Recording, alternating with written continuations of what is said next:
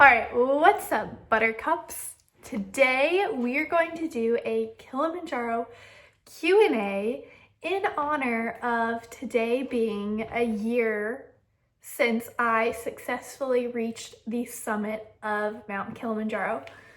It was January 2nd of 2024 that I reached the summit, and today is January 2nd, 2025. So what better thing to do than celebrate by doing a Kilimanjaro Q&A? All right, so the first question was, did you train for Kilimanjaro? And the short answer to that is no. And the long answer to that is I naturally am always kind of an active person. So I just continued my activity levels as normal. I love yoga, so I would always be doing yoga, and it kind of always calmed me. So I think mentally, my mental training, your mental state is probably more important than your physical state is. Whenever you're at the point on Kilimanjaro where reaching your physical limits, what really gets you past those physical limits are your mental, believe in yourself, you can keep going. So I think just my mental state was very helpful in those scenarios. But yeah, no, I didn't really train. I mean, every once in a while I would run with some friends before I went. But one thing that I do wish I did do was I do wish that I had done some resistant weight training. And I say that because every day we carried just our own day packs. We had other things, but the porters incredibly carried those things. But we would carry our day packs that had our jackets or our water or other things like that. But I mean, it was a 30-liter backpack, and I wish I had done weight training to get my back stronger than it was, because on the last day of Kilimanjaro, I put on my backpack for the last time, and I all of a sudden felt like a pinch in my lower back, and I was like, oh, that's not normal and that's not good. But so I do wish that I had done more resistant weight training to get ready for that trip. But other than that, no, I didn't. Where's the toilet? So the toilet is the nature. However, if you do take a good tour company, they will have these little out houses. It's like a tent toilet that they kind of set up, and it has a toilet you can sit down on, but that's only at the base camps when you get to your base camp every day. So in terms of the toilet, if you need to go on the hike, you have to stop and go somewhere. I was the only girl there, and so usually the men could just, whip out whatever and do their thing, as opposed to if I needed to go to the restroom, I would have to go. It would be a little bit longer of a stop, and they would have to wait on me. But that was some woman empowerment that I had to practice. The one sad thing about that is that once we got going on the popular routes, I started to see a bunch of trash. There would be designated, you could tell it was a designated bathroom spot, because people would leave their toilet paper and trash. So if you're going to climb Kilimanjaro, don't be that person that leaves their trash there, because it's just so sad, and it just was really unfortunate to see on the mountain when it's supposed to be so beautiful. So that was a little sad. What route did you take? So I took the Umwe route, which is the fastest route you can take up Kilimanjaro. I chose to do the Umbwe route just because of time purposes. I needed to be back to student teach like early in January. So it was like, I just did the fastest route. The thing about Umbwe is it's just steeper. Like it's steeper in one less day. The route that's really popular that most people do is Machame. And that's a 7-day route. And so the Umbwe is just 1 day shorter. So you're kind of kicking it a little bit faster. And that's when the faster you go, the slower your body will adjust the altitude slower. So that's why the success rate is lower, is because you're going so fast, you're giving your body less time to adjust to the altitude. Who did you go with? The only person I would have asked is my brother. My brother couldn't come. So yeah, I did go by myself. And I mean, flying there, and you know, I wasn't by myself once I got on the mountain because I hiked with a group. So I met that group once I was there, but I didn't know them like before going or anything like that. In the group I went with it was 2 middle-aged men, and then one of their sons, one of the boys' sons, because the men were brothers, and then one of the brothers had a son who was 20 years old. So I met them while I was there. But it was just me, the only girl there, and that was it was cool to be kind of by myself because, you know, when the family was kind of doing their own thing, I would kind of go and do my own thing, and it was nice. Like I went in the cooking tent with the porters and attempted to have conversations with the porters in Swahili and, you know, tried all those things. And so it was kind of fun to do it by myself and just sort of like empowering and, you know, just something special. So yeah. What tour company did you use? So it's called Thompson Safaris. It's just a tour company it was like one of the first ones that popped up on my like internet search when I said climb Mount Kilimanjaro, and they were a great company. I would use them again. The best thing to look for in a company is making sure they're a part of like this, it's like a Kilimanjaro Porters Association. It's called KPAP.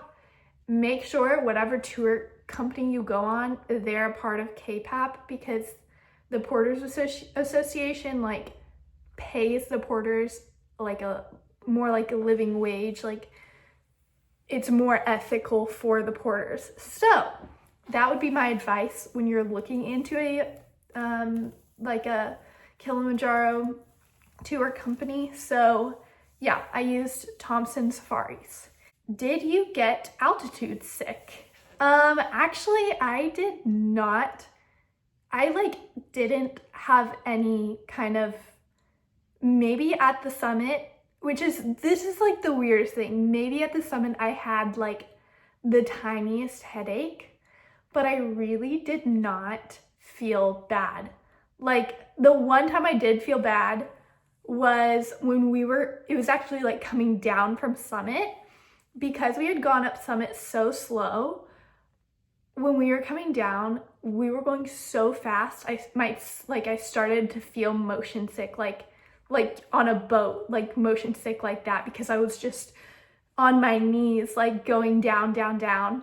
And so that's when I brought, which was kind of amazing, I brought C bands, which are like little bands that have like a pressure point for like the middle. It's like you have like pressure point right here on your wrist. And I put those on just because I was like, okay, I need something or else I'm gonna throw up. I put those on and I was like, it fixed the issue. Not fully, but it made it better.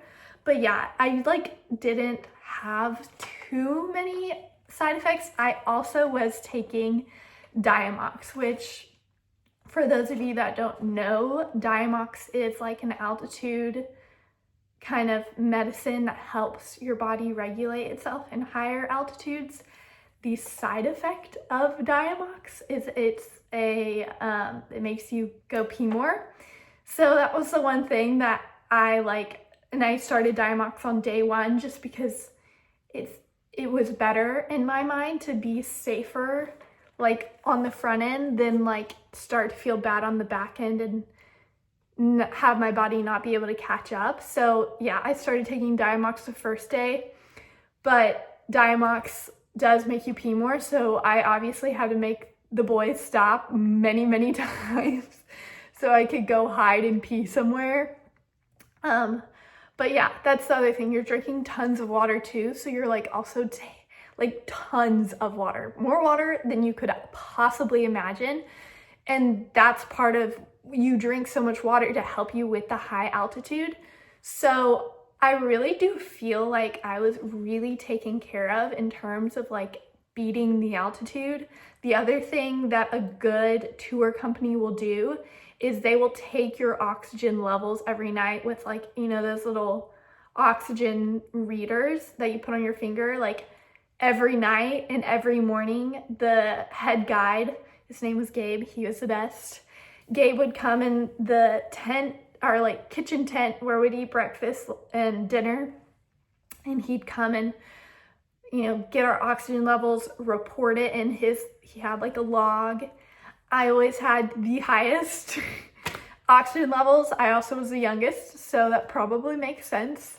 But yeah, it was crazy the way I like did not feel hardly any side effects. Even at the summit, I was like fine enough. I did a handstand at the summit and the guide was like, I've never in the 13 years of climbing Kilimanjaro seen that before. And so, I mean, that was kind of cool to be like, oh wow, like my body can handle this. And so, yeah, that was, but Diamox, I mean, I don't know what I would be like if I didn't take Diamox. So there's that. Did you have to carry your own bags? So like I said, I had a 30-liter backpack, and I carried that on me, and it was just I think it's Osprey or whatever it's called. It's a great backpack. I love it. I use it for my job now, but yeah, I used that, but then I had a larger duffel with like my bigger coats and my sleeping bag, which I rented while I was there, so I didn't have to fly that down there. And the porters carried up the duffel. And that was like, honestly, the magic of Kilimanjaro, was watching the porters carry up like not just our duffels, but like the food, the cooking equipment, the water, like everything was carried up. But the thing, and the tents and all the things, but what was incredible was that like we would leave camp before the porters left camp. The porters would pack up camp, put it on their heads, and then they would pass us on our walk to the next camp. And it just was honestly very humbling. Could not even imagine carrying a bag so heavy up that whole mountain. We had a doctor who, like, the doctor follows you wherever you go, so the doctor can't pass you. He has to go as slow as you're going, but the doctor has his big medical bag that he carries. And yeah, that was just incredible to see the porters have so much strength and just, but also like humility too. Like, they'd pass us and be like, come on, let's, like, good job, you're doing good, whatever, you know, all the things. And I tried really hard to speak to them in Swahili because I think like it was fun for me to try, and they liked it when I was trying to speak in Swahili. So I don't know, but it was really cool to watch the porters. I remember one porter had literally carried a basket of fresh eggs, like fresh eggs on their head the whole time. Like every breakfast of the trip we had eggs. Don't know how they got it to 15,000 feet, but somehow they did. So that was really incredible. What was the weather like? So I went at the end of December, early January. So that is theoretically rainy season in Tanzania. So it was very rainy. But like going up Kilimanjaro, you go through multiple different climates. You start in a forest, and then after the forest, there's the like marsh area, which kind of looks like swampy and like mystical kind of area. And then the further you go, the flatter, like the less kind of plants there are. And once you're like kind of at not the tippy top, because the tippy top is ice, but like once you're at like 15,000 feet, 14,000 feet, it's kind of like, looks like space, Mars area. It's like big rocks and flat. But the weather, because I was there for rainy season, was rainy. It would get into the low 20s at night. And so we would just, bundle up.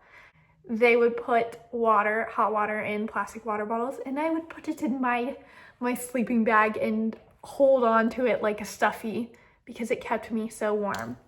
So yeah, the weather was cold and rainy and wet, but then there would be days where the sun would be out. Once you hiked, you would get hot.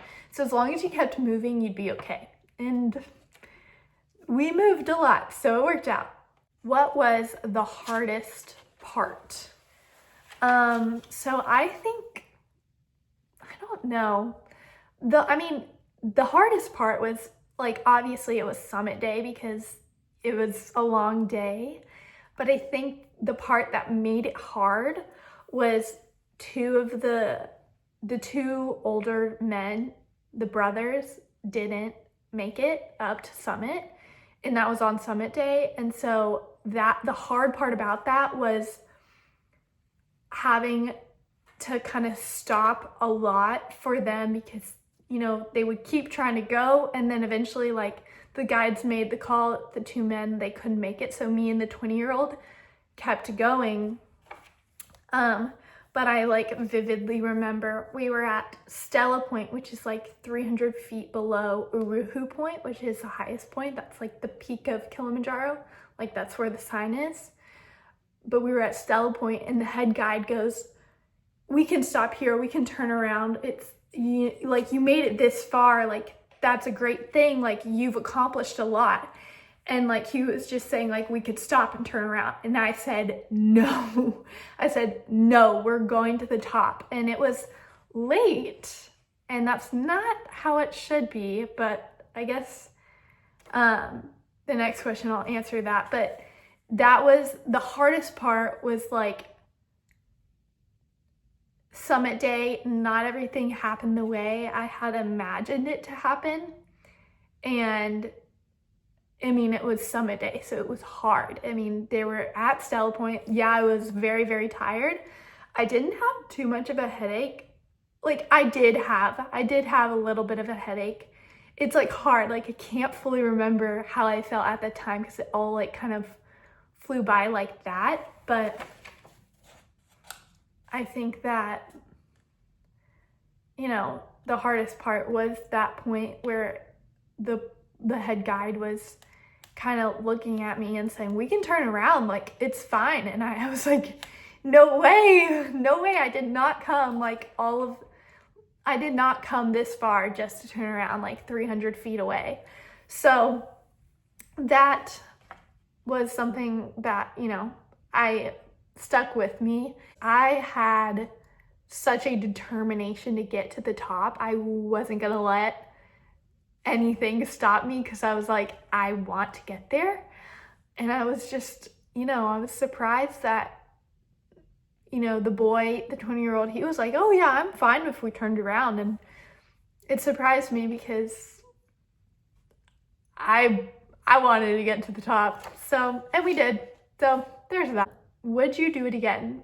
Absolutely. I would totally do it again. I want to do it again because summit day, the two middle-aged men wanted to go right when we got to base camp from our hike from the camp to base camp. So on summit day, we did more than what needed to happen because we didn't pause and wait at base camp. Normally, what you do is once you get to base camp around midday, you wait, you try to go to sleep as soon as possible during the day because you leave at midnight to get to summit by sunrise. And that is what I wanted to do. I wanted to see the sunrise and do all those things.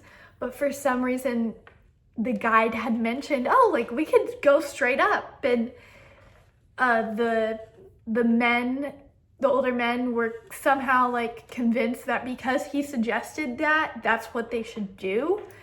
And so, and I kind of like, it was hard because I mean, I was by myself, so my opinion, and I was the only girl, so like, I was like, I get it, you're with your family, like, and it was kind of dramatic, and they were like, no, we need to go now.